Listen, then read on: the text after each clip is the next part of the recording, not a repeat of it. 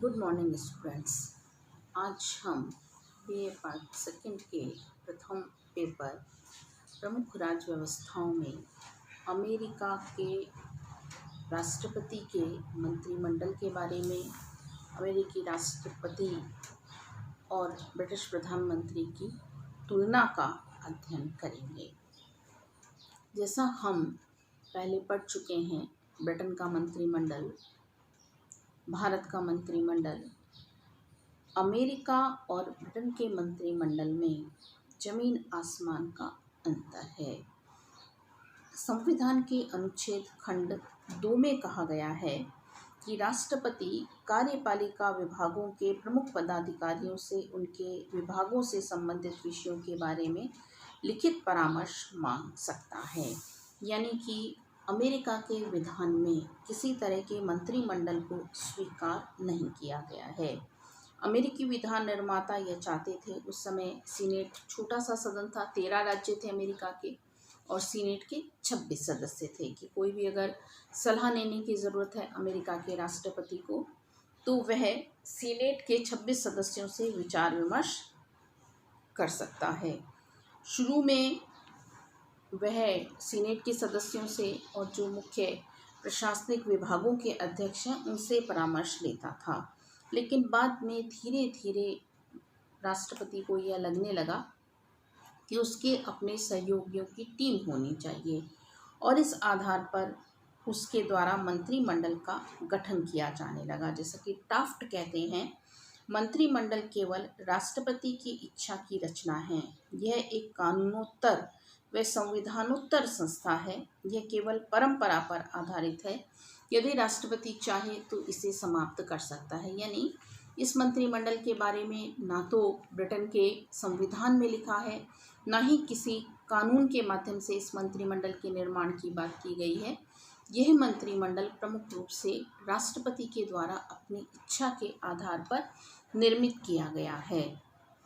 राष्ट्रपति के मंत्रियों को सचिव कहा जाता है। ये मंत्रिमंडल के जो सदस्य हैं ये संसद के या अमेरिकन कांग्रेस के सदस्य नहीं होते हैं। इनकी नियुक्ति अपनी मर्जी से राष्ट्रपति के द्वारा की जाती है। राष्ट्रपति इस मंत्रिमंडल का स्वामी होता है, यानी वो कप्तान नहीं होता, वह समकक्षों का मुखिया भी नहीं होता, वह इसका स्वामी होता है और यह केवल मात्र एक सलाहकार समिति मात्र है। राष्ट्रपति जब चाहे किसी भी मंत्री को पद विमुक्त कर सकता है। इस संबंध में सीनेट की कोई मर्जी आवश्यक नहीं है। जैसा कि ऑक कहते हैं, मंत्रिमंडल के मंत्रियों को यह समझ लेना चाहिए कि वह राष्ट्रपति की छत्र छाया में ही जीवित रह सकते हैं, यानी कि जब तक राष्ट्रपति चाहेगा तभी तक वे जीवित रह सकते हैं। ये मंत्री ना तो कांग्रेस के सदस्य होते हैं, ना कांग्रेस में होने वाले वाद विवाद में भाग लेते हैं। यहाँ पर जो निर्णय है वह भी अंतिम राष्ट्रपति का होता है। अब्राहम लिंकन के द्वारा दास्ता के संबंध में एक प्रस्ताव रखा गया था, जिसका सभी मंत्रिमंडल के सदस्यों ने विरोध किया, लेकिन फिर भी राष्ट्रपति ने जो चाहा वही निर्णय अंत में लिया गया था। इसकी बैठकें गुप्त होती हैं। नेक्स्ट है मंत्रिमंडल के कार्य। पहला कार्य है परामर्शात्मक कार्य। मंत्रिमंडल का यह कार्य होता है कि यह केवल राष्ट्रपति को परामर्श देने का कार्य करता है, और जैसा हम मानते हैं परामर्श मानना या ना मानना राष्ट्रपति की मर्जी पर निर्भर करता है। अगर राष्ट्रपति को लगता है कि परामर्श मान लेना चाहिए तो वह परामर्श मानता है, और अगर राष्ट्रपति को लगता है कि परामर्श ऐसा नहीं है जिसे स्वीकार किया जाना चाहिए तो वह परामर्श मानने से इनकार भी कर सकता है। सेकंड है प्रशासनिक कार्य। प्रशासनिक विभाग के ये सदस्य होते हैं, तो अपने विभाग की जांच करना, अपने विभाग के बारे में सारी राय राष्ट्रपति को देते हैं। विधायी कार्य, ये कांग्रेस में विधेयक प्रस्तुत नहीं कर सकते, लेकिन कांग्रेस को समय समय पर सूचनाएं देते हैं, कांग्रेस की समितियों में उपस्थित होते हैं। तो इस तरह से ये कुछ सीमित से कार्य इनके द्वारा किए जाते हैं। नेक्स्ट है कैबिनेट की स्थिति। पहला है अधीनस्थ निकाय। यह अधीनस्थ निकाय है, इसका ना तो कोई स्वतंत्र अस्तित्व है, ना ही इसकी कोई स्वतंत्र शक्ति है, यह केवल राष्ट्रपति के अधीन है। दूसरा है परामर्श की बाध्यकारिता का अभाव, इसके द्वारा जो परामर्श दिया जाता है उसके पीछे बाध्यकारिता नहीं है, यानी इसके द्वारा दिए गए परामर्श को मानना या ना मानना राष्ट्रपति की मर्जी पर निर्भर करता है। नेक्स्ट है एकता का अभाव, इसके सदस्य एक दल के आधार पर निर्वाचित नहीं होते हैं, इसीलिए यह एक टीम भावना से या एकीकृत रूप में कार्य नहीं करती है। नेक्स्ट है उत्तरदायित्व का अभाव, यह उत्तरदायी भी नहीं है, कांग्रेस के प्रति इसका कोई उत्तरदायित्व नहीं है, यह केवल राष्ट्रपति के प्रति उत्तरदायी होती है। या दूसरे रूप में हम कहें कि व्यवस्थापिका का इस पर किसी भी तरह का कोई नियंत्रण नहीं है, यह अनौपचारिक मंत्रिमंडल है और इसीलिए इसे किचन कैबिनेट भी कहा जाता है। यानी राष्ट्रपति परामर्श लेता है लेकिन आवश्यक नहीं है कि राष्ट्रपति इसके परामर्श को माने भी। जीवन लक्ष्य का अभाव, जैसे ब्रिटेन में हम देखते हैं कि मंत्रियों का यह लक्ष्य होता है कि वो प्रधानमंत्री बने, इनका कोई लक्ष्य नहीं होता, ये एक समय के बाद अज्ञात हो जाते हैं, यानी आज मंत्री हैं और कल मंत्री ये नहीं रहते हैं। नेक्स्ट है अमेरिकन और ब्रिटिश मंत्रिमंडल की तुलना। लास्की का कहना है अमेरिकी मंत्रिमंडल की कल्पना उस नमूने से मेल नहीं खाती जिसे हम बहुत पुराने समय से यूरोप की प्रतिनिधि सरकारों में देखने के अभ्यस्त हैं। यानी जो मंत्रिमंडल हम संसदात्मक शासनों में देखते हैं उस तरह का मंत्रिमंडल यह नहीं है और एक अलग से मंत्रिमंडल के रूप में हम इसे देखते हैं। इसमें कुछ अंतर हैं जो कि इस प्रकार हैं। पहला है मंत्रिमंडल के निर्माण में अंतर। मंत्रिमंडल के निर्माण में यह अंतर है कि राष्ट्रपति मंत्रिमंडल के निर्माण में सर्वे सर्वा है, जैसा चाहे जिसे चाहे उसे मंत्रिमंडल में शामिल कर सकता है, लेकिन प्रधानमंत्री को बहुत सी बातें मंत्रिमंडल के निर्माण के समय देखनी पड़ती है। नेक्स्ट है मंत्रिमंडल की स्थिति में अंतर। प्रधानमंत्री हर समय मंत्रिमंडल से परामर्श लेता है और ज़्यादातर मंत्रिमंडल की बात सुनकर ही उसके द्वारा निर्णय लिए जाते हैं, लेकिन अमेरिका में जो अंतिम निर्णय है वह राष्ट्रपति का होता है। नेक्स्ट है राजनीतिक सजातीयता में अंतर। ब्रिटेन का जो मंत्रिमंडल है वो एक ही दल से मिलकर बना है। अगर मजदूर दल का बहुमत है निम्न सदन में तो मजदूर दल का मंत्रिमंडल बनता है, अगर अनुदारवादी दल का बहुमत है तो अनुदारवादी दल का मंत्रिमंडल बनता है, लेकिन ऐसा नहीं है अमेरिका में। राष्ट्रपति विपक्षी दल के, चाहे रिपब्लिकन पार्टी का राष्ट्रपति हो और उसे अगर लग रहा है कि कोई योग्य व्यक्ति डेमोक्रेटिक पार्टी का है तो उसे भी वो मंत्रिमंडल में शामिल कर सकता है। नेक्स्ट है मंत्रिमंडल और व्यवस्थापिका के संबंध में अंतर। ब्रिटेन का मंत्रिमंडल व्यवस्थापिका के प्रति उत्तरदायी होता है। मंत्रिमंडल के सदस्य व्यवस्थापिका में से ही लिए जाते हैं और व्यवस्थापिका के प्रति उत्तरदायी होते हैं। व्यवस्थापिका उनसे प्रश्न पूछ सकती है, उनके विरुद्ध कामों को कटौती, स्थगन प्रस्ताव रख सकती है और अगर इन प्रस्तावों में कोई भी प्रस्ताव पारित हो जाता है तो मंत्रिमंडल को अपने पद से त्यागपत्र देना होता है, लेकिन अमेरिका में ऐसा नहीं है। अमेरिका का यह मंत्रिमंडल ना तो उसका कांग्रेस से कोई लेना देना नहीं है, ना तो वो कांग्रेस में से निर्वाचित होता है और ना ही कांग्रेस के प्रति उत्तरदायी होता है। नेक्स्ट है जीवन लक्ष्य में अंतर। ये भी आपको बताया था कि अमेरिका में मंत्रिमंडल के सदस्यों का कोई लक्ष्य नहीं कि उन्हें राष्ट्रपति बनना है या उपराष्ट्रपति बनना है, लेकिन अमेरिका में मंत्रिमंडल के सदस्यों का जीवन लक्ष्य है वो और आज अगर मंत्री हैं तो कल वे प्रधानमंत्री बनना चाहते हैं।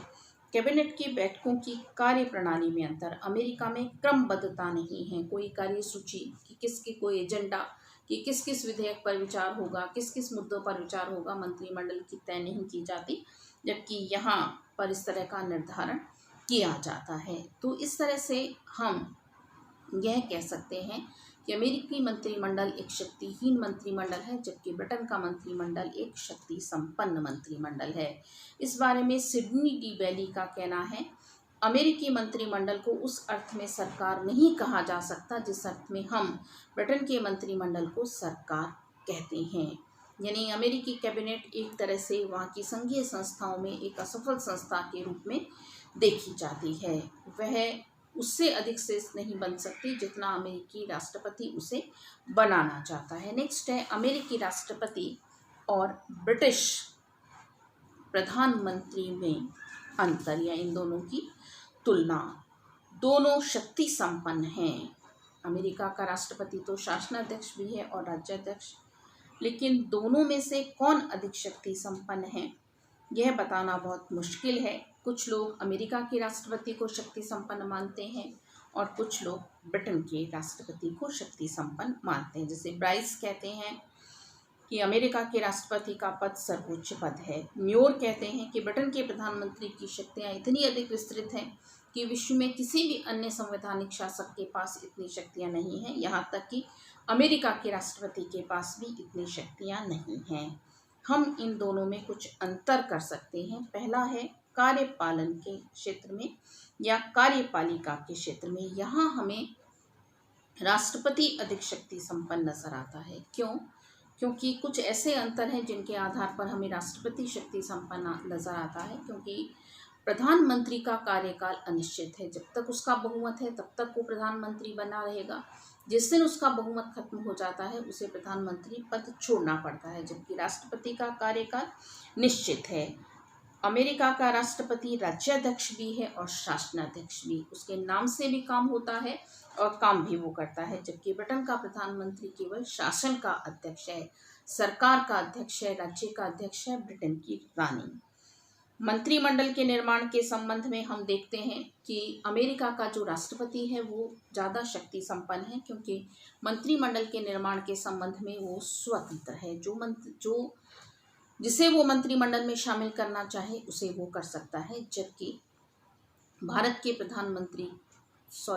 ब्रिटेन के प्रधानमंत्री के साथ ऐसा नहीं है। ब्रिटेन के प्रधानमंत्री को मंत्रिमंडल का निर्माण करते समय उसकी दल में क्या स्थिति है, क्षेत्र की स्थिति, इन सबको भी देखना पड़ता है। इस तरह से कार्यपालिका के क्षेत्र में हमें अमेरिका का जो राष्ट्रपति है वह अधिक शक्ति संपन्न नजर आता है। नेक्स्ट है विधायी क्षेत्र में। विधायी क्षेत्र में हमें प्रधानमंत्री की शक्ति अमेरिकन राष्ट्रपति की तुलना में अधिक नजर आती है। यानी अमेरिका में शक्ति पृथक्करण है और विधि निर्माण का कार्य अमेरिकी कांग्रेस के हाथ में है। और यहाँ हम देखते हैं कि प्रधानमंत्री अधिक शक्ति संपन्न है।